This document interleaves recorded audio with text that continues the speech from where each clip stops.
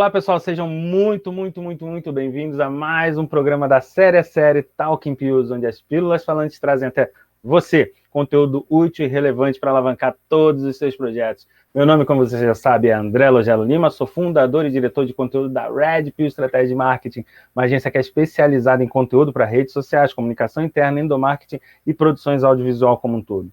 Galera, esse projeto Talking Pills, ele foi criado para trazer até você experiências vividas por profissionais de diversas áreas que obtiveram sucesso, né, de uma forma ou de outra, revolucionaram os seus modelos de negócio, com isso tudo tendo ideias criativas diferenciadas. Daí surgiu essa ideia, pessoal, de trazer para vocês essas experiências, essas lições que essas pessoas aprenderam, e tudo isso contado por eles mesmos, né? E aí a gente bate um papo aqui de forma descontraída, e ainda de quebra isso ajuda você, né, a resolver aquele problema que você achava que só acontecia contigo, né?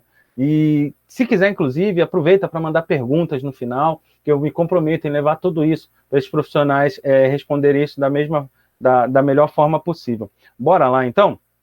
O nosso bate-papo de hoje, pessoal, vai ser sobre os desafios do mercado da construção, né? O que esse mercado está enfrentando agora em período de isolamento social? Como é que a tecnologia e a inovação pode se tornar uma verdadeira tábua de salvação para esse pessoal, né? Esse mercado é um mercado tão sensível às mudanças de governo, econômicas, e como é que a comunicação pode ajudar, né? A comunicação e tecnologia pode ajudar a esse mercado a atravessar essa fase tão desafiadora. E para falar sobre isso, pessoal, eu trouxe aqui uma pessoa que é um grande amigo meu pessoal e um grande profissional na área de tecnologia da construção, que é o engenheiro Alexandre Pandolfo. Ele é head de operações da Abrast, que é a Associação Brasileira de Empresas de Formas, Andaimes, Escoramentos e Equipamentos de Acesso, e um especialista em inovação e tecnologia na indústria da construção. Alexandre também, ele é consultor de empresas no formato de startups, que são ligadas à construção civil, e mentor de várias delas, né, vários empreendedores neste mesmo segmento. Alexandre, queria em primeiro lugar te agradecer pela tua presença aqui com a gente, obrigado por estar com esse bate-papo aqui conosco. Fala um pouquinho sobre você, sua trajetória aí nessa área tão difícil aí. Olá, André, tudo bem? Olá, turma, tudo bem? Bom, antes de mais nada, obrigado pela oportunidade e pelo convite. O André que eu conheci no nascimento da agência, antes da agência, inclusive, existir, né, André? Um dos grandes incentivadores da agência, né? Muito feliz com isso aí, cara. E esse projeto aí que apareceu, se viabilizou e se digitalizou, né? Você, verdade. Se digitalizou, né? Então você mais que ninguém... Os inventores da Red Pill. Cara, um mundo prático aí, né? De alguém que conseguiu botar para frente uma ideia, né? Então, conseguiu botar para frente uma ideia aí, muito parabéns. Então, eu agradeço a oportunidade aí em nome da Abrast, da Texta, que é a minha empresa de consultoria, né? E da Potato Valley Ventures, que é o meu fundo de investimento aí, onde eu sou advisor. Bom, coloco aqui na minha trajetória rapidamente para vocês aí, né? Eu sou engenheiro civil de formação, estou completando quase 30 anos de formado já, fiz 25 aí, e depois eu acabei enveredando aí para áreas de marketing, áreas comerciais, aí desde o início da minha carreira, logo no início da minha carreira. Trabalhei um pouquinho com obra, depois logo no início fui para a área de equipamentos, especificamente em áreas de negócios, né? Então, onde eu acabei trabalhando cerca aí de 20 anos, né? Ou seja, a maioria da minha carreira aí está muito vocacionada áreas de negócios e locadoras de equipamentos, né? Razão pela qual o pessoal da Abrast, a associação que eu sou head de operações hoje, me convidou a voltar, na verdade, né? Porque eu trabalhei na fundação, eu voltei aí em 2019. Passei também por uma construtora de grande porte, uma multinacional, trabalhei uma multinacional de indústria de materiais de construção, que foi a Lafarge-Holcim, né? E tive minha inserção no mundo digital com o pessoal da Construliga, onde eu fui CEO durante um ano. É uma plataforma digital de conteúdo, de relacionamento, né, e de negócios, né, que hoje já tem mais de 100 mil membros no mundo digital. Então, assim, essa é a minha trajetória rapidamente aí, André. Nesses últimos 3 eu acabei montando por necessidade, por maturidade e por enxergar uma oportunidade bem interessante aí, uma janela interessante, uma empresa de consultoria, de marketing e comercial, né, então, na desenvolvimento de negócios, como a gente chama, né, onde eu trabalho aí para o mercado de construção civil, basicamente para venda para consultoras ou para a indústria da construção como um todo, né? Então, eu tenho clientes aí nesse meio aí hoje. E, naturalmente, aí eu tento plugar a tecnologia aí como um chantilly aí em tudo isso, né? Então, assim, as startups aí, elas me pegaram e eu tento usar, conectar sempre que possível, oportuno, né, e interessante. É a argamassa que une, né? A tecnologia é a argamassa que vai unir essa nova construção. Pois é, e que une, e que está num negócio cheio de buraco para a argamassa entrar, André. Isso também é bem interessante, né? Então, aproveitando a tua analogia. Tomara, né? Pois é, cara, tá cheio de buraco aí, tá cheio de gap, né? Então, Tomara, assim, por favor. e onde tem gap, tem oportunidade, né, cara? Então, tem gap, tem oportunidade. Então, aí, oportunidades desde as fases de concepção, de projeto, de coordenação, gestão de pessoas, de equipamentos, de venda de imóveis, né, de tecnologias construtivas, etc. Né? Então, tem muita coisa por fazer. Legal. A gente sabe, é muito legal isso que você está falando, porque a gente se preocupa muitas vezes com o que está sendo falado, que tem muitas tendências que já são realidades, e a gente vai falar sobre algumas delas hoje, em especial no mercado da construção, essas novas tecnologias, mas a gente sabe que nos últimos meses a gente tem visto muito mais uma enxurrada de textos, palestras, mensagens, um monte de especialistas decretando uma nova era na gestão de empresas, né? Aceleração de entrada de novas tecnologias no mercado, como as reuniões remotas, né? Só que a gente sabe que muitas vezes rola um certo exagero nisso, que é os famosos profetas do apocalipse, né? O mundo nunca mais será o mesmo, né? A gente tem conceitos hoje aí como o mundo líquido, né? Como o mundo que se reinventa, né? E muita gente antecipando tendências, né? O mercado como um todo, às vezes, não está pronto para comportar, né? Então, existem, às vezes, tecnologias, existem protótipos, e você está muito inserido nisso, né? Do que está no celeiro da inovação tecnológica da construção. Você está vendo coisas que, de repente, a gente vai enxergar só daqui a alguns anos aí nas startups que você analisa, né? Como você enxerga essas mesmas tendências, né? No período durante a pandemia, né? E o pós-pandemia, né? A gente vai ser o mesmo depois disso tudo? Quais tecnologias você acha que realmente vão se consolidar e quais as preconizações são profetas do apocalipse, são previsões do apocalipse que não vão se fundar? O que você acha desse cenário? André, naturalmente, acho que uma condição que a gente está vivenciando hoje, ela de novo, ela não estava no radar de ninguém, de nenhuma empresa, de nenhum governo, né? Não estava na pauta de ninguém. Então, assim, ela veio chacoalhar muito rapidamente, fazendo com que empresas, negócios se digitalizassem de forma muito rápida. Né? Então, eu estava ouvindo ontem um número, para você ter uma ideia, o Brasil levou 10 anos para dobrar o volume do e-commerce. Então, assim, o e-commerce representava 8%, né, há 10 anos, e aí, pré-pandemia, ele chegou a 17% do volume total comercializado aí era vendido em e-commerce como bem de varejo. Para você ter uma ideia, por conta dessa situação pandêmica, em 40 dias, o 17 virou 27. Então, nós simplesmente aumentamos 10 pontos em 45. Então, assim, muitas coisas foram na marra. Então, assim, sabe, aquele restaurantezinho da esquina da tua casa lá, que era um bar, hoje virou um delivery, ele é atendido pelo Rappi, pelo iFood, pela plataforma desse tipo. Então, aquela senhorazinha que vendia em casa no bazar, hoje ela tem uma página, ela tem um marketplacezinho, cara. Ela está entrando no marketplacezinho, entendeu? Então, assim, mudou muita coisa, tem mudado muita coisa. No mercado de construção civil aí, a gente tem hoje empreiteiros, pequenas construtoras hoje fazendo orçamento por WhatsApp, sabe? Então, ele recebe imagem. Tão simples, mas é um baita exemplo de digitalização. Super simples, né? Exatamente. Então, essas coisas para mim, elas efetivamente vieram para ficar. Elas não vão substituir, né? Então, as experiências que não eram boas, não eram experiências de consumo, de relacionamento que eram caras, demoradas, ineficientes, e etc. Agora, muitas coisas ainda dependem do ser humano, do relacionamento, da construção de construção de confiança, de você repassar uma credibilidade, de você ter vendas consultivas, relações consultivas, então, que vão ser dificilmente substituídas. Tem muita espuma? Tem muita espuma, mas eu acho que muita coisa aí no mundo pós-pandêmico veio para ficar, né? Você colocou algumas coisas, as questões das reuniões, as equipes remotas, as equipes trabalhando distantes, então aí autonomia, liberdade, gestão à distância, gestão de equipes à distância, motivação dessas turmas à distância vieram para ficar, os projetos colaborativos feitos de outra forma, né? Então isso certamente aí é uma realidade. É uma realidade hoje? É uma realidade, né? Isso aí está aí, né? Isso aí está aí, não volta mais, né? O home office aí se mostrou, na grande maioria das vezes, uma grande solução, uma grande vantagem, reduzindo até os espaços necessários de escritórios de diversas empresas. E vamos lembrar também que as empresas vão ter suas equipes e vão ter que ficar distantes umas das outras, né? Outro bom número aí para o pessoal saber, né? A gente tinha nos coworkings, que até então eram a bola da vez, aí há 60 dias eram as bolas da vez, números da ordem de 5, 6 metros quadrados por pessoa como densidade média. Então, se você entrasse no coworking, esse número mais ou menos, essa distância média você precisaria ter dentro de um coworking, de 5 a 6, mais ou menos. Quando era muito apertado, era 4, 4,5, né? Mas a média de 5 ou 6.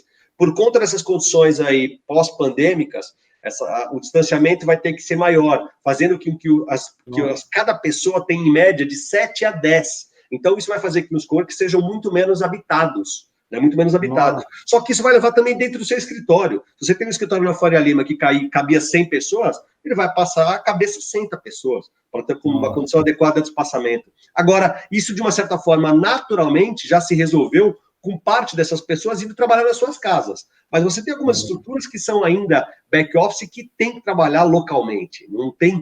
O home office não resolve tudo. Ele resolve muito, mas não resolve tudo, né? Então, assim, isso, de uma certa forma, vai somar. Você vai ter mais espaçamento nos escritórios e as pessoas trabalhando em casa. Então, para mim, são tendências que estão aí e vieram para ficar. E é uma coisa que puxa a outra, porque à medida que o home office ele se torna uma tendência mais potencializada, mais enquadrada, à medida que isso acontece, também vai se demandar mais de bandas de conexão, vai se demandar mais de estruturas de telecomunicações, de estruturas de maquinário. Mais gestão, mais câmera, mais banda, mais tudo, né? Porque antigamente o chefe estava acostumado a chegar lá na mesa, olhar o cara e falar, e aí, tá trabalhando? E agora como fazer isso no digital, né? Vamos fazer isso digital, muitos memes, muitas brincadeiras, o pessoal botar a foto dele na frente da câmera, né? Sim. E esse visionamento de trabalho vai ser mais complexo, né? Muito isso mesmo. Eu assisti uma live outro dia bem interessante de uma amiga aí que tem uma agência de RH bem grande, e ela falando aí, novos desafios na gestão de pessoas à distância.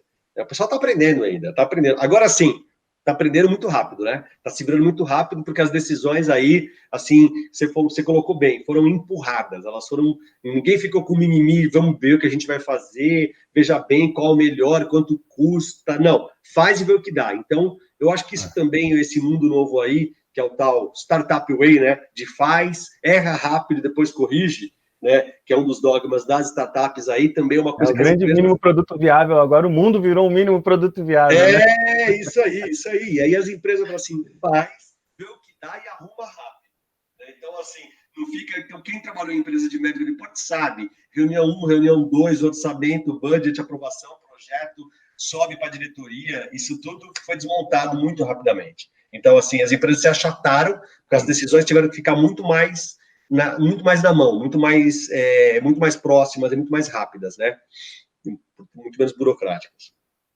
É incrível a gente tentar preconizar qualquer coisa, porque essa equação entre o que é proposto, né? Você deve lidar no teu dia a dia de startups com soluções assim que você acha, não, isso aqui nunca vai acontecer, ou então isso aqui tem muito para acontecer. Só que essa equação entre a inovação e o que vai ter aceitação, né, pelo senso comum, que são as pessoas que não têm a noção do que aquela tecnologia representa, né, nessa questão das startups. A gente, por exemplo, estava conversando nos bastidores, você falando que em alguns momentos a gente vai ter pessoas carregando caminhões já com exoesqueleto, isso aplicado no mercado da construção, onde normalmente os trabalhadores não têm uma grande formação acadêmica, então precisa ter uma certa cultura para operar certos equipamentos, então as pessoas têm dificuldades em entender como que um trabalhador, né, da construção vai elevar cargas na construção utilizando o exoesqueleto. Então, como é que você vê esse clinch, esse choque, cara, entre o que está sendo preparado lá nos labs, nos laboratórios, né, inovação, e o que realmente conseguiria ser aplicado num país como o nosso, por questões culturais, né, questões acadêmicas? Como é que você vê isso, cara? Sabe, André, eu acho que existe muito mais uma resistência cultural, talvez, né, de novo, como eu falei um pouco antes, do que praticamente da dificuldade de inserção de tecnologia. Porque quando você for olhar as tecnologias que estão sendo desenvolvidas, aplicadas, estão chegando nos canteiros de obras, no escritório de projeto, etc. e tal, elas estão vindo no sentido de transformar o trabalho e o projeto mais produtivo, mais seguro, mais barato, melhor, mais conveniente, né? Então, tem um monte de coisa muito bacana. Então, assim, quem é que não vai gostar de trabalhar uma condição de trabalho mais segura, melhor, que seja mais produtiva? Que empresa que não vai investir nisso, não vai adotar isso? Pode ser que no primeiro momento, até por uma condição de investimento e de grana, esses investimentos iniciais sejam disponibilizados e acessíveis para menos empresas. Então, assim, é como a penetração de qualquer coisa, né? Então, assim, quem é que comprou os primeiros computadores e montou as primeiras redes? As grandes e médias empresas. Hoje em dia, a gente compra um computador com uma capacidade de processamento muito bacana por R$ 1.200, por R$ 1.100. Né? Então, assim, isso leva algum tempo. Agora, assim, essas ondas, só que esse tempo para essas tecnologias chegarem na gente, eles são cada vez menores. Isso é uma coisa bem interessante. Então, assim, a digitalização aí, na marra, na força aí, ela tem chegado em todos, muito rapidamente, de uma forma que às vezes a gente não percebe. A gente não sabe hoje mais achar um ponto de táxi. A gente não sabe mais pedir uma pizza por telefone.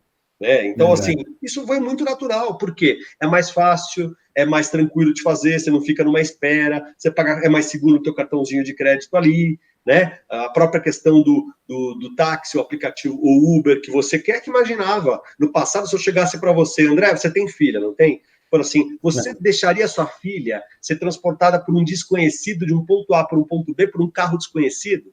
Você falar, não, Alexandre, de forma nenhuma.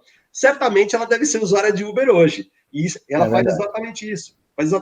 Então, isso violenta a nossa vida de uma forma que a gente nem percebe, porque é bom, é rápido, é bacana, é gostoso, isso é tudo das nossas empresas. Então, assim, no momento que aparecer o primeiro exoesqueleto no depósito de uma empresa ou de uma obra, fazendo um trabalho legal, e o cara vai embora no final do dia, tranquilo, feliz, leve, não vai estar cansado, e vai ter feito 3 vezes mais do que quem não estava com o exoesqueleto, o cara vai falar, porra, vale a pena esse troço aqui, vale a pena a gente ter isso. A discussão vai ser quantos, quem compra um outro modelo de uma empresa que vai fazer exoesqueleto, vai botar para alugar, talvez, ou para o empreiteiro, ou para a construtora, vai arrumar outro modelo de negócio aí que nem se pensava 10 anos atrás, né, André? Então isso, a gente falou um pouquinho de Big Data aí no passado também, no início era muito caro. Eu contratei já ferramentas de Big Data aí desde, sei lá, 2014, 2015, 5, 6 anos, era muito caro. Hoje em dia, caríssimo. Hoje em dia, eu diria que é muito acessível. Hoje em dia, para uma empresa média que faz negócios, talvez em 1 ou 2 negócios que ela tenha de ticket fechado com uso de ferramenta de Big Data, tá pago a ferramenta dela por 1 ano, André. Então, assim, isso está muito mais acessível. Então, tem a história também, né? Você consegue pegar isso terceirizado na tratativa de dados, né? Exatamente. E você lembra também que essas ferramentas são todos os famosos SaaS, né? Então, você não compra uma licença, sei lá, de R$5.000, de $2.000 do AutoCAD. Você paga lá R$400 por mês. Tá usando. Então, as a service. É life as a service. Entendeu, cara? Então, assim, precisou ter... Né? Funcionou, tá pagando. Não funciona, para de pagar, não tem investimento. Então, o investimento aí ele é muito mais no OPEX que no CAPEX, né? Então, isso permite que você tenha também a possibilidade de experimentar mais soluções e trocar mais rapidamente. E fazendo com que o teu sistema de CRM, a tua plataforma, a tua ferramenta, a tua metodologia possa ser trocada assim. Então, você consegue trocar, você não está comprando uma frota de equipamentos ou de caminhões ou de um parque de computadores e fala assim, não era isso que eu queria. Não era esse que eu queria. Fala assim, bota para dentro de casa, começa a funcionar e você descobre se você precisa menos ou mais ou outros, né? Então, é muito isso, André. E essa primeira pergunta ela foi bem provocativa mesmo, porque para que a gente propusesse esse exercício aos empreendedores que estão assistindo a gente, que são 2 pilares muito legais que a cultura startup traz para a gente, que a primeira que eu acho que é o MVP, que a gente falou, que de repente você que não entendeu, a gente falou em MVP, pessoal, mínimo produto viável, eles colocam, então essa dúvida, essa pergunta provocativa que eu fiz para o Alexandre, de se essa tecnologia ou aquela outra, se vai ser aceita, se não vai, quando que isso vai vir, na verdade, isso já está sendo feito. As startups, elas existem baseadas no pilar do MVP, então ela faz um mínimo produto viável, que é o mínimo para rodar, e põe essa tecnologia nova, essa solução nova para rodar na mão do usuário. Então, isso, quando chega até o teu conhecimento, isso já foi testado por pessoas como você, já foi observado, já foi dito quais os erros, quais são os pontos de melhoria, né? Não é isso, Alexandre? É isso aí. Não, e alguns dogmas de startup aí, acho que para quem aí está entrando nesse mundo, ou está nesse mundo, ou tem curiosidade sobre esse mundo, dá uma lidinha no Organizações Exponenciais, aí, que para mim é uma das bíblias aí, né? Dá uma fuçada nesse livro, é bem interessante. Tá aparecendo a imagem dele aqui agora. Opa, vou botar ele, André. Já está aí, sei lá, várias edições, já tem mais do que uma, inclusive, já tem até revisão dele. Então, ele é bem interessante. Tem organizações exponenciais, o Abundância, né? E tem é isso legal. aí. Olha, para mim, o primeiro é a Bíblia. Para mim, o primeiro é a Bíblia. E aí, acho que você pode pensar também no Rise também, da Startup Enxuta, né? Então, o Lean Startup também é bem interessante. Eles colocam muitas coisas legais, que para dentro de uma empresa tradicional, especificamente no mercado de construção, vou usar a palavra sua, são muito provocativas, né? Então, assim, quais são os dogmas aí? Primeiro, faça rápido para errar rápido e corrigir rota, né? Só que numa empresa você é instruído a fazer coisas que deem certo. Se você faz uma coisa dentro de uma empresa que der errado, você leva um X na testa. Por isso que quando a gente fala de programas de inovação aberta, né, ou programas de inovação que são tocados fora dos ambientes, das limitações das empresas, né, eles tendem a dar muito mais certo do que a inovação que está dentro de casa. Porque a inovação dentro de casa, ela tem carteira de trabalho, ela tem CLT, ela tem chefe, ela tem trabalho, ela tem que dar resultado no curto prazo. Tudo que não combina, porque inovação está associado a risco. Então, quando você tem risco, significa que você pode errar, perder dinheiro, né? E se eu chegar para você... Aberta, né? Pois é, cabeça aberta. E se você aí o Elon Musk mandando foguete lá para cima toda hora, né? Pois é, você já pensou se alguém chegasse para ele lá, alguém falasse, eu quero levar um foguete assim, falasse, olha, se esse foguete explodir, você está demitido? O cara não ia botar o dedo na reta, né, André? Então assim, pensa isso nas empresas mais tradicionais, mais clássicas, cara. A inovação, ela anda pouco, porque assim, o erro não é estimulado, o erro é punido, né? E exatamente o contrário. Né? Então, assim, por isso que quando a gente fala, talvez, de empresas, mecanismos, programas de inovação que são tocados do lado de fora da porta, eles dão muito mais certo, porque eles não têm comprometimento com o EBITDA do fechamento do próximo trimestre. Entendeu? Eles não estão preocupados, estão preocupados em fazer coisas que vão dar resultado no médio e longo prazo, mas eles vão exigir dinheiro, recurso, risco, né? Mais rapidamente, né? Mas podem ir para o lixo. Né? Mas, assim, não tem outro jeito de fazer essas lições de casa. Não tem outro jeito aí. Você tem muito base de tentativa e erro. Né? E aí a gente estava falando das empresas de tecnologia, as fintech. Certamente, vários produtos, várias vezes deram muito errado, mas porque o erro foi estimulado. Agora, se você pune o erro e você tem um funcionário teu, um colaborador teu, um gerente de inovação dentro de casa, né, que ele só gasta dinheiro, ele deveria ser premiado por isso, não punido por isso. Né? Então, assim, ele está em... Tanto é que quando a gente... Olhando agora o outro chapéu aqui, meu chapéu de advisor de fundo de investimento, eu gosto muito de gente que já quebrou, de gente que já deu muita cabeçada, porque esse cara tem mais chance de dar certo. Agora, o cara que não fez nada e nunca quebrou e nunca fez algo errado, tá certo? É porque ele foi muito seguro, ele foi muito conservador, ele não arriscou. E em não arriscando, ele não teve chance de fazer nada inovador, nada novo, nada disruptivo. E a inovação premia o ousado, né? É isso. Boa parte das inovações que a gente está vivendo hoje veio de pessoas ousadas, de pessoas que arriscaram, né? Só assim, né? Só assim. E é incrível porque um outro grande pilar que você citou aí da cultura startup, né? É o usar ao invés do ter, né? Sim. Aí, de novo... Uma grande tendência, né? De novo, vou usar uma expressão lá do livro, ativos alavancados. Né? Assim, cara, você não precisa, cara, ter nada na Se você quiser ter uma empresa... Tem exemplos bem cansados aí de Airbnb, de Uber aí, que não tem quarto e não tem carro, e são enormes operadores de hotéis de transporte. Mas a sua empresa pode fazer isso. Você pode contratar soluções, ferramentas, SaaS, sem comprar nada. Mantém 1 mês, 2 meses, 3 meses, testa, valida, não gostou? Próximo. Não gostou? Próximo. Troca e vai. Exato. Entendeu? O problema é que a gente chama de arranjos fluidos, as próprias questões dos arranjos fluidos. Olha, eu vou trocar os meus 50 licenças de computadores aqui para AutoCAD, vou investir aqui X mil dólares aqui, etc e tal. Puta, agora lançaram uma plataforma melhor, mais rápida, mais bacana, mais leve, com comunicabilidade com todas as outras, que custa, sei lá, X reais por mês, né? Como serviço. Né? Por que não tê-las? A gente tem tudo como serviço hoje, né? E, de repente, por que eu não posso ter? Sabe que eu preciso ter frota de empilhadeira, frota de caminhão, frota ou parque de computadores? Tem móvel hoje alugado, André. Tem móvel de escritório hoje. Entendeu? Eu tenho uma demanda hoje para fazer hoje, cara. Então, eu tenho um espaço hoje, eu tenho equipes que vão durar 6 meses para um projeto, sei lá, do trem-bala, que depois vai se desfazer. Eu não preciso comprar isso, eu posso alugar isso tudo. A equipe se monta totalmente sob demanda, totalmente para aquele momento, acabou o projeto, cada um vai para o seu canto. Eu não fico com ativo, com negócio para mandar para leilão, com um monte de demissão para fazer, nada disso. Os arranjos têm que ser fluidos, leves, ágeis, rápidos, né, flexíveis. Nós precisamos ser assim, né? E é interessante que cada vez mais, né, essa cultura ela se dissemina porque à medida que você usa, você acompanha as mesmas inovações tecnológicas do que aquilo, não fica com aquele prédio velho, né? Aquele produto velho. Exatamente. A partir do momento que as questões de uso elas possam ser como serviço, ou seja, você não precisa ter um jatinho, né, para ter a posse de um jatinho para andar. Você pode alugar por $15 mil e ficar um final de semana se sentindo milionário. Você não precisa comprar por $1,5 milhão. Entendeu? Então, se você tem $15 mil, vai passear, uma lancha, um jet ski, um computador, uma empilhadeira, entendeu? Eu tô com uma vontade de andar de Porsche, eu tô com uma vontade...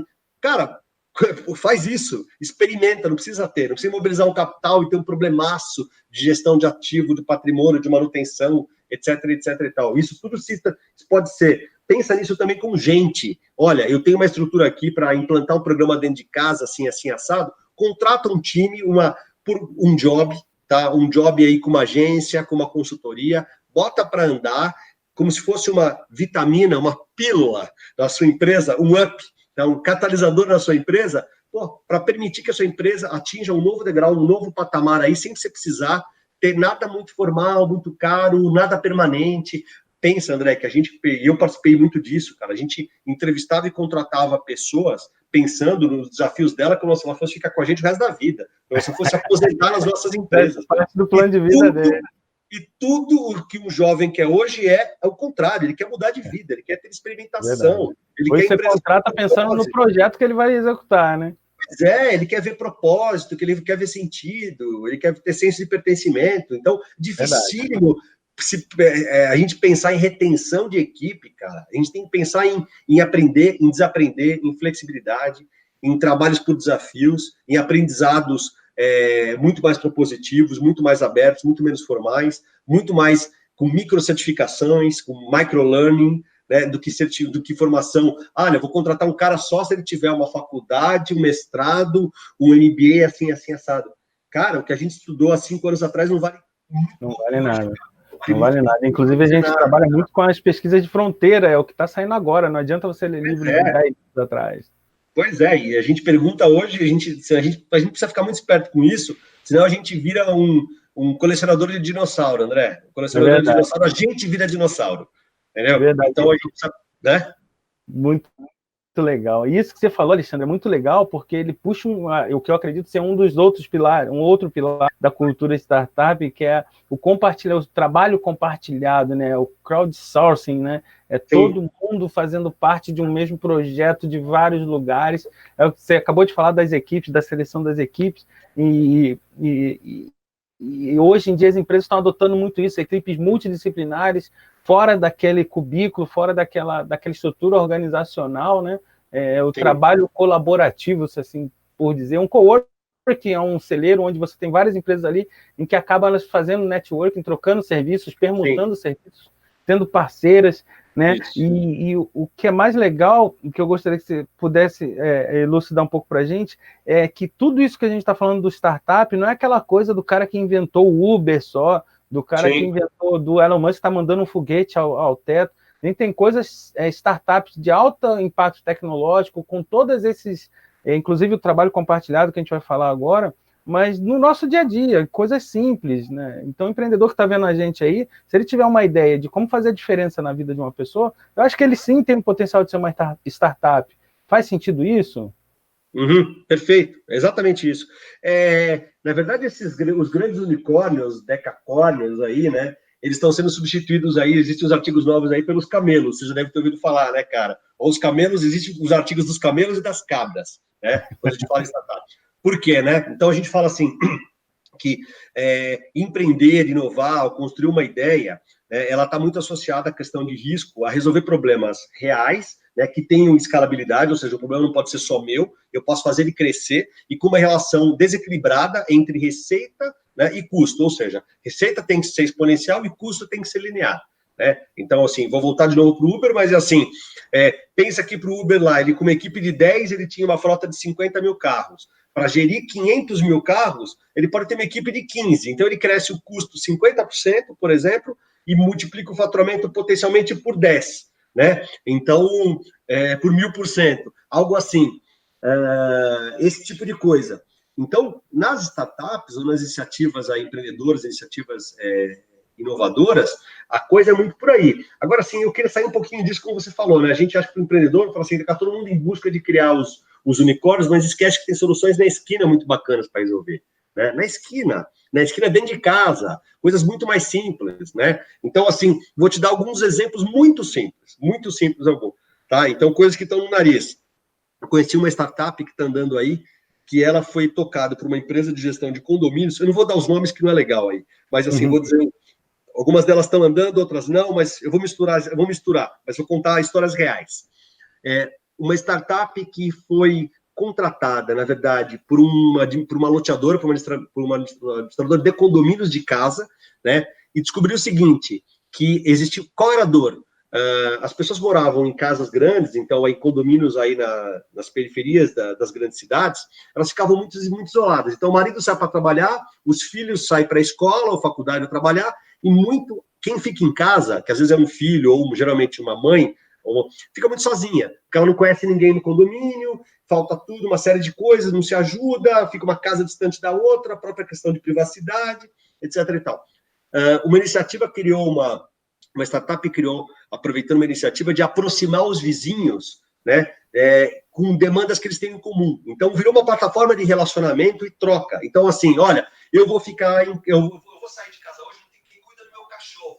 Eu vou na plataforma, eu falo assim, pessoal do condomínio, alguém fica aqui com o Toby, aqui até uma hora do almoço, eu deixo o Toby aqui de manhã, alguém tem açúcar, entendeu? Alguém, por acaso, tem remédio relaxante muscular para não precisar ir na farmácia? Esse tipo de coisa. Então, assim, uma dor dentro de casa, literalmente. Né? Uma solução muito simples, tá indo muito bem, obrigado. Né? Tem várias outras aí que a gente pode falar de entrega, de prestação de serviço, de intermediação, de visitas de imóveis. Imagina que tem várias, eu não sei se vocês sabem, pessoal, mas por conta dessa dificuldade, indo para o mercado imobiliário, que a gente conhece um pouquinho, né, com essa dificuldade de vender e visitar apartamento, né, os estandes de venda estão fechados. Agora, como limitar, né, isso e como parar o negócio que foi... Agora a gente tem milhares de corretores, milhares de unidades para serem vendidas e gente querendo comprar que não consegue ter acesso. Para você ter uma ideia, já existem plataformas hoje que permitem visitas virtuais, né, e já existem negócios sendo fechados 100% digitais, onde a visita é virtual, a assinatura do contrato é blockchain, é digital, os pagamentos são digitais e a pessoa compra um apartamento, uma sala comercial, sentada na sua casa.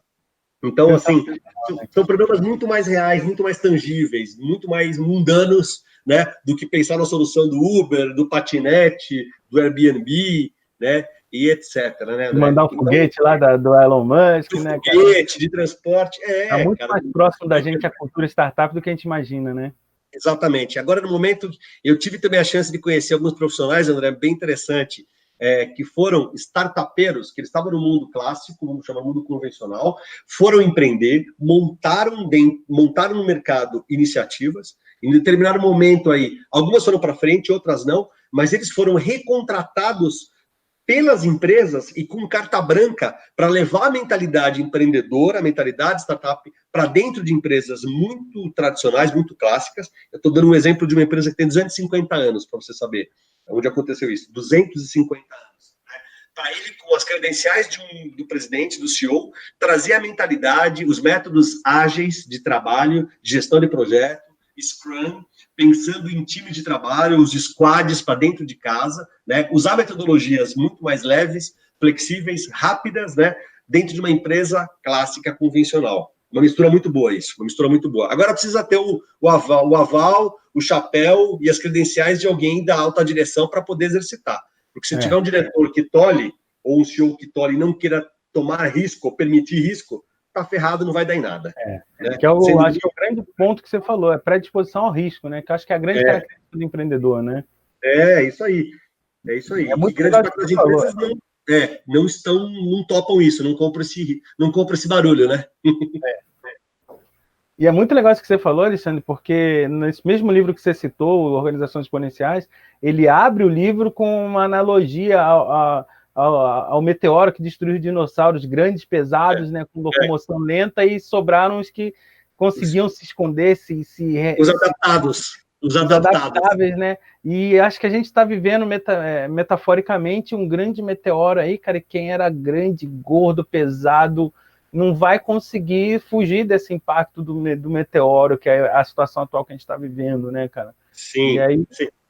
André, a gente podia falar isso de vários mercados, cara, mas se você for ver hoje, né, então o próprio Sandro Magaldi, que, é meu amigo lá do meu sucesso.com, né, ele fala, né, o teu concorrente é a transação, né? Então, o concorrente, então quando fala que o teu concorrente é a transação, cara, o Itaú assustado com uma XP, que virou um monstro de grande, entendeu? Quanto é que vale a XP hoje, entendeu? Então, uma rede Hilton da vida, assustado com o Airbnb, desconstruindo o negócio deles, entendeu? As grandes operadoras de transporte aí, as grandes máfias dos taxistas, que foram disruptados aí pelo Uber, por exemplo, pelo 99, pelo Easy no passado, né, pelo Cabify, né? Então, assim, o varejo sendo desconstruído, entendeu? Essas grandes lojas aí, os hipermercados aí sendo questionados aí, quebrados pelas plataformas de entrega, pela Amazon, né? Então, isso tudo mudando muito, né, cara? Mudando muito. Para derrubar o pessoal, né?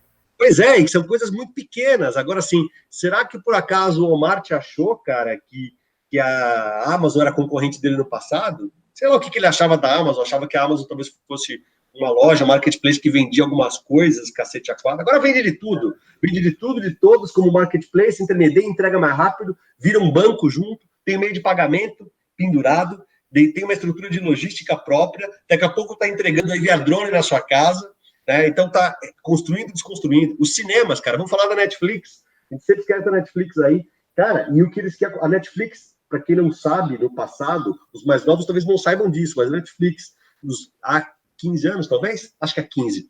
Eles transacionavam, você entregava DVDs, né? DVDs e Blu-rays pelo correio. Então, esse era o método dele, era um método físico. Então, eles começaram com essa metodologia, então você pagava por uma assinatura, de novo, você não precisava ter os filmes, você pagava uma assinatura como um serviço aí de um membership da Netflix e podia assistir uma quantidade de filmes que você tinha que fazer girar a cada X dias. Num segundo momento, eles passaram a fazer isso via internet, né? Então, via streaming. Então, você hoje assiste através do seu computador, da sua Smart TV, do seu celular, né?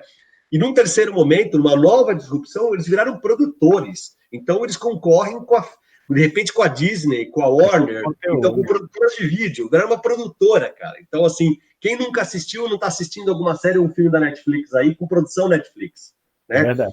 Então, assim, esses dois momentos. Para onde será que eles vão? Qual é o próximo passo, né? Agora, assim, o que será nesse mundo todo? Imagina só se você tivesse, André, aí, por acaso, meia dúzia de salas de cinema, cara. Imagina que você estaria fazendo agora, pensando que as pessoas vão ter dificuldade de ficar uma do lado da outra e não vão querer sair de casa para gastar 40 pau numa pipoca e mais um ingresso para ficar do lado de alguém, cara. E ainda difícil, que passe, ainda quando isso tudo passar, o medo, o receio ainda vai demorar um bom tempo para as pessoas fecharem de novo, né? Falando de cinema, mas pode falar do transporte aéreo, podemos falar dos hotéis, podemos falar aí dos espaços de coworking que a gente falou aí, que são apinhados de pessoas umas próximas das outras, né? Verdade. Então, dos restaurantes, como é que vai ser isso, cara? Será que isso tudo, enquanto a gente não tiver efetivamente um tratamento adequado de cura, mitigação, vacina, aí a gente não vai virar um monte de bicho estéril nas ruas, viciados em máscaras e álcool gel, cara, e com toques e não me toques, né? Já existe até um termo para isso, você deve ser um cara muito ligado, tal economia low touch, né? Então, a economia low touch. Então, são os novos modelos de negócio, os novos modelos econômicos que vão sobreviver, existir ou serem adaptados, onde a gente vai ter redução nos toques, né? Redução dos toques, onde a gente... Isso tudo, eu estou falando, desde o meio, isso impacta desde o meio de pagamento, no varejo, no mercado, na feira, né? Na proximidade entre pessoas, nas reuniões, em eventos, em shows. A gente podia falar 200 coisas diferentes aí. Né? Mas a economia low touch aí... O cultural ele vai demorar muito para ser remediado. Acho que para que a pessoa perca essa tendência. Mas como todo grande choque já sofrido na humanidade, fica a perspicácia dos empreendedores aí de buscar essas oportunidades. Exatamente. Agora, assim, por exemplo, a gente está falando da questão dos eventos dos museus. Cara, existem diversas startups hoje que foram trabalhar com visitas virtuais. A stand de venda, mas também a museus.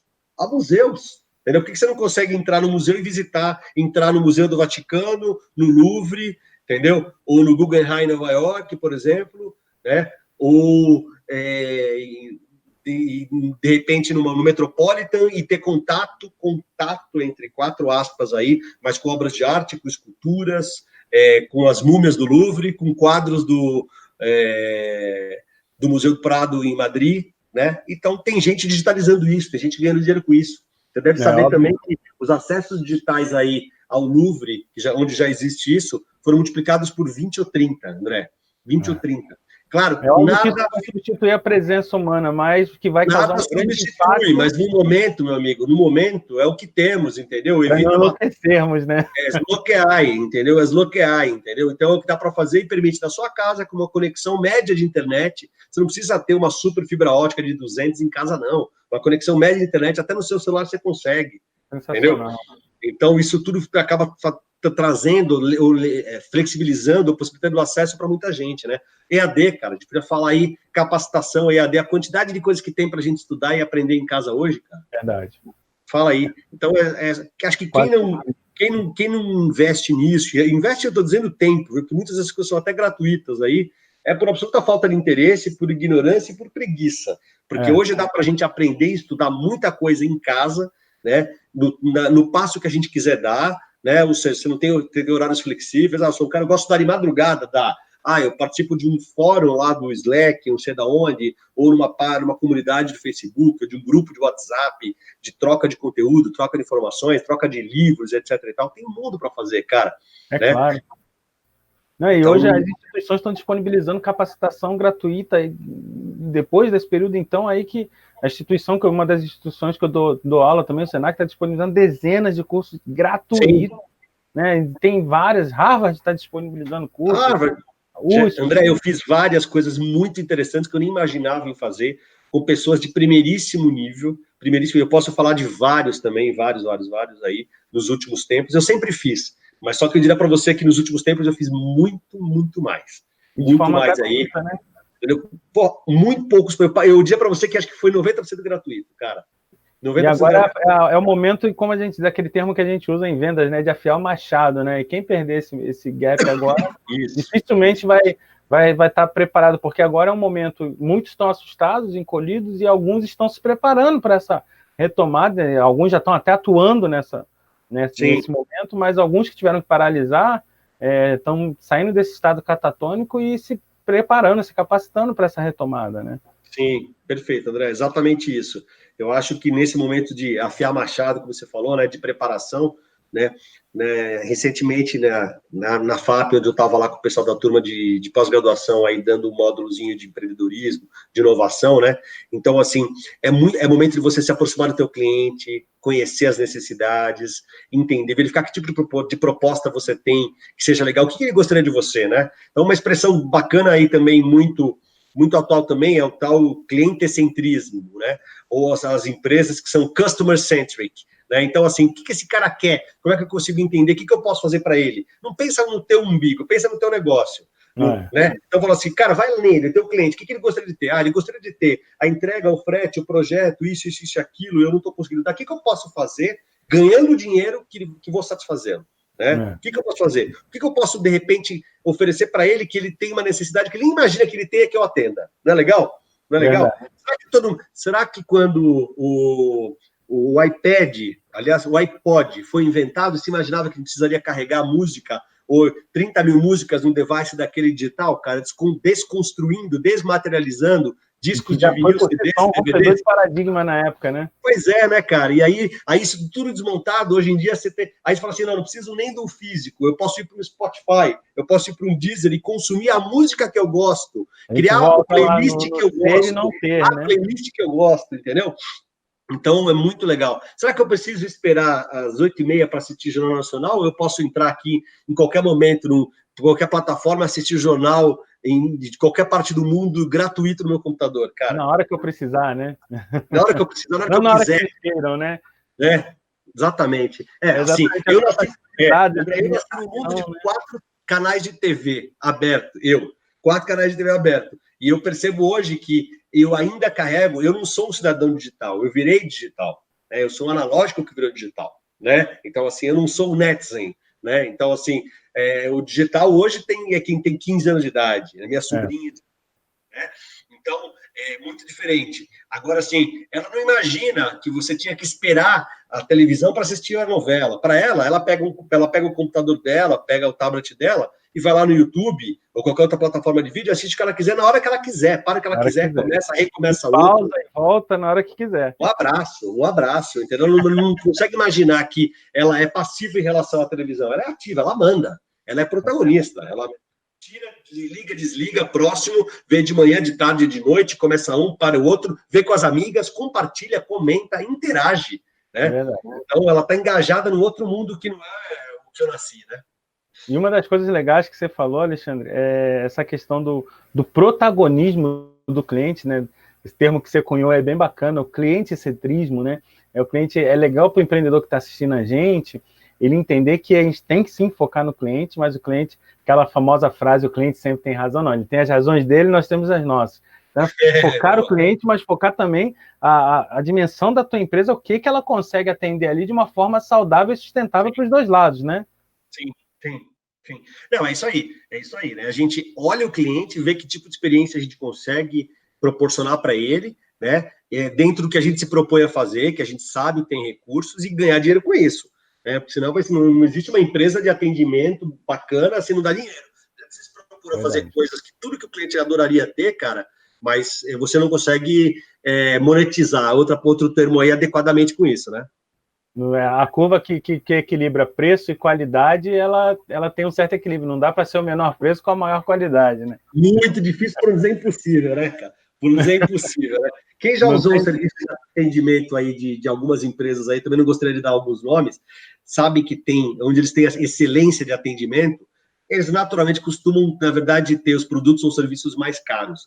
Por quê? Eles te proporcionam uma experiência de relacionamento ao longo da jornada com você, melhor, mais rica, mais próxima, etc. e tal. Vou dar 2 exemplos aí, né? A Dell Computadores e a Apple. Então, quem comprou essas 2 marcas aí, sabe o que eles fazem se você é cliente ou foi deles, sabe o que eles fazem com você. É diferenciado. É super diferenciado. Agora, assim, eu podia falar também de marcas de carro também, o que é comprar, sei lá, um Toyota, uma BMW, etc. e tal. Não é só o preço do produto, mas é o produto, o atendimento, o nível de serviço que tem atrelado nisso, tá? O prodício que está pendurado nisso, né, cara? Que te dá uma revenda, uma consideração e uma recomendação fortíssima aí para frente, né, André? Então, tem muito negócio assim. Tem que entregar, né? E antes da gente terminar, cara, eu quero te pedir um favor, porque tem muitos empreendedores que assistem a gente e são de primeira viagem, ou estão começando, aquela pessoa que está tentando buscar alavancar a comunicação. E a gente lá no início falou, além das próprias startups, dos unicórnios, a gente falou dos camelos, que está no meio, a gente já ouviu falar muito mais, que é toda uma nova fauna de startups que está surgindo aí. Fala um pouquinho para esse nosso empreendedor aí, cara, dá uma pincelada nisso aí para eles.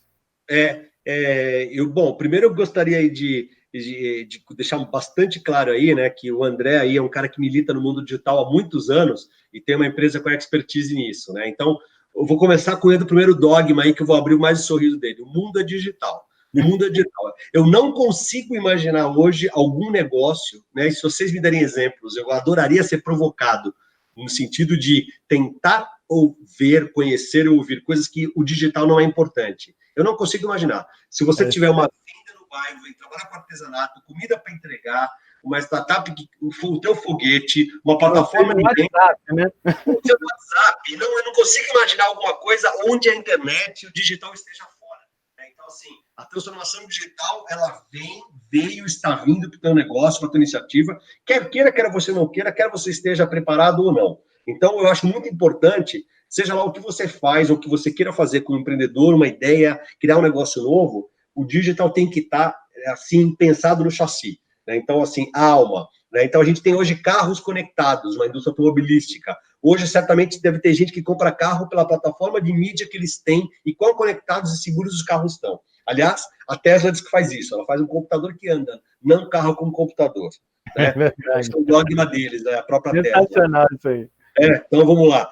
E do Musk, né? Agora, assim, para o empreendedor, eu acho o seguinte, né? Então, para quem tiver aí nos seus estágios mais iniciais, os tais early stages, tiver com uma ideia que não passa no PowerPoint, e a gente olha muito isso hoje, tem muita coisa disso. Mas, cara, tem gente que bota dinheiro em PowerPoint, eu diria para vocês que faz sentido, né? Então, assim, eu tive a oportunidade de fazer uma aulinha também com o pessoal lá da Construliga, lá numa iniciativa chamada Todos pela Construção, fazendo aqui, André, um merchanzinho também. Né? Já tá o link aqui também, ó.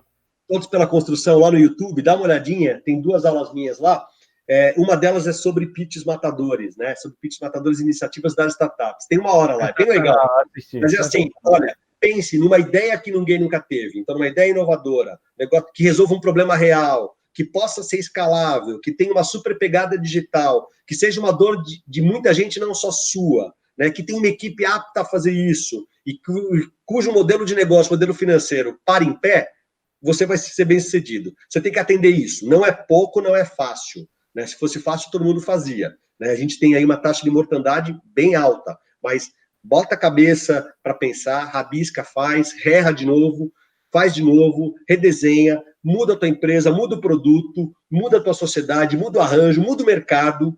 Né? Simplifica a ideia, né? Simplifica a ideia, começa pequeno para depois ir grande, etc. e tal, né? Que você tem chance aí de se dar muito bem no mundo do empreendedorismo. Acho que essas são as recomendações aí, né? Saiba se comunicar, usa o digital de forma adequada, de forma profissional, se cerque de pessoas aí, de empresas como a Red Pill aí, que pode te dar uma consultoria bacana aí, te dar um suporte aí, em inbound, em conteúdo, gerando relevância, engajamento, né? Trabalhando com analytics de forma adequada, né? Então, assim, ganhando para você aparecer mais na frente, achar o teu lead de forma adequada, ele consegue te ajudar a fazer isso tudo. Agora, isso tudo não é amador, isso aí tem gente que estuda e fica horas em cima, medindo, testando, prototipando, validando para as coisas darem certo, ok? Não adianta você inventar um canal do YouTube com o seu nome, achar que você vai virar um novo youtuber com 1 milhão de seguidores em um mês, que você não vai virar, ok? É isso aí. Então, assim, existe profissionalismo, existe ciência nisso tudo, ok? Até no improviso tem uma ciência por trás que você não enxergou. Isso é fundamental você falar, porque o empreendedor, ele olha para o YouTube e ele acha que aquele cara que está de sucesso ali, nasceu da noite para o dia, o Uber, o cara acordou um belo dia e falou, peraí, vou fazer um táxi. O cara do Airbnb, peraí, vou fazer, não é assim. Né? Isso que você falou é fundamental, porque tudo tem uma técnica, tudo tem um porquê, tudo teve um estudo de público, de segmentação, de comportamento, né? Sim, nada surgiu André, a gente está falando aí de analítica, a gente podia esticar isso, a gente podia falar de LinkedIn, a gente podia falar de Instagram. Cada uma dessas redes, cada uma dessas plataformas tem métricas, públicos, demandas, permanências, engajamento. Fundamental de segmentação assim, absurdo. Exatamente. Olha, eu vou trabalhar com gastronomia, talvez seja legal um canal do YouTube e Instagram. Não, eu vou vender consultoria, não, meu público é mais LinkedIn. Então, onde é que você vai trabalhar? Onde é que você vai gerar conteúdo? Onde é que você vai se expor? Né? Isso tudo tem ciência por detrás. Então, assim, estude, consulte, ou se cerque de boas empresas consultoras aí, né? A Red Pill é uma delas aí, né? Que pode te ajudar realmente a dar certo, a tirar uma ideia do PowerPoint e a virar um negócio que vira dinheiro no bolso. Sensacional, cara. Com uma dica dessa aí, fica até difícil agora vocês não alavancar seus negócios aí, né?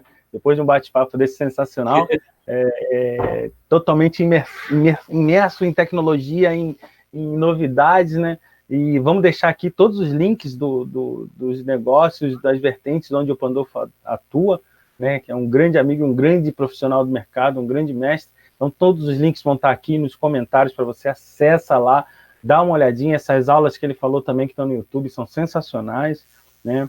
E tudo isso está muito disposto, está muito livre para você acessar as novas tecnologias, os novos acessos a novas culturas, né? Simplificar é a bola da vez, simplifica, que fazer o simples às vezes é muito mais complexo, né? Você entender o que ajuda as pessoas na simplicidade. Então, empreendedor, está na nossa mão fazer essa virada de chave, fazer essa virada do negócio, e acredito que o Alexandre trouxe bastante coisa aí para ele, mas também não posso tomar muito tempo dele aqui, ele já concedeu para a gente essa hora aqui. Queria que você desse uma mensagem bacana aí, se despedisse aí do pessoal aí, deixando uma dica do Alexandre aí, cara. Claro, claro. Pessoal, é o seguinte, é muito difícil a gente falar numa dica, né? Capacidade de síntese é uma das coisas mais difíceis que o ser humano tem. Eu vou tentar dar uma só, é que ela vai abrir depois, ela vai em linha do que eu falei um pouquinho antes.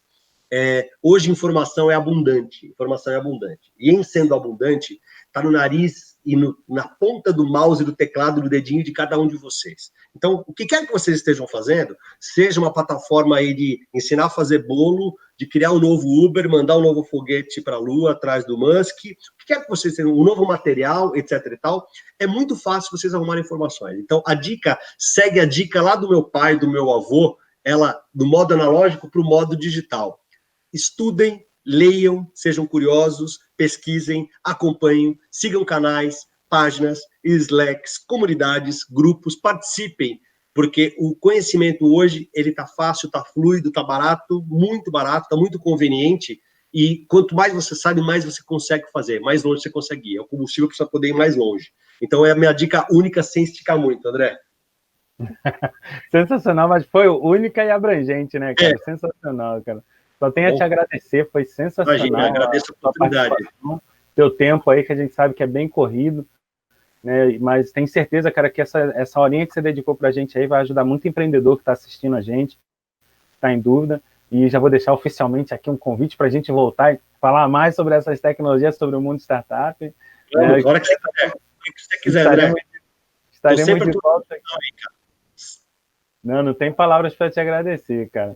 E é isso aí, pessoal. Esse foi mais um programa da série Talking Pills, onde as pílulas de conhecimento realmente falaram com você e mandaram um super recado aí através do meu amigo Alexandre Pandolfo, para que você pudesse dar uma alavancada no seu negócio, especialmente nesse momento desafiador que a gente está vivendo, com vários insights, várias sacadas para você, né, conseguir tocar o teu negócio. Ficou com dúvida? Manda tua pergunta para cá, manda teus questionamentos, coloca aqui, vão estar os links de todos os contatos meus, do Alexandre Pandolfo, para que você possa tirar suas dúvidas, mandar sua mensagem e alavancar teu negócio aí para, em breve, aí, estarmos nos falando aí, conhecendo o seu case de sucesso. Logo, logo a gente vai estar de volta com muito mais aí para você, e em breve, se Deus quiser, com o Pandolfo aí de volta falando mais em tecnologia. Obrigado e um grande abraço a todos. Obrigado, gente. Valeu. Obrigado.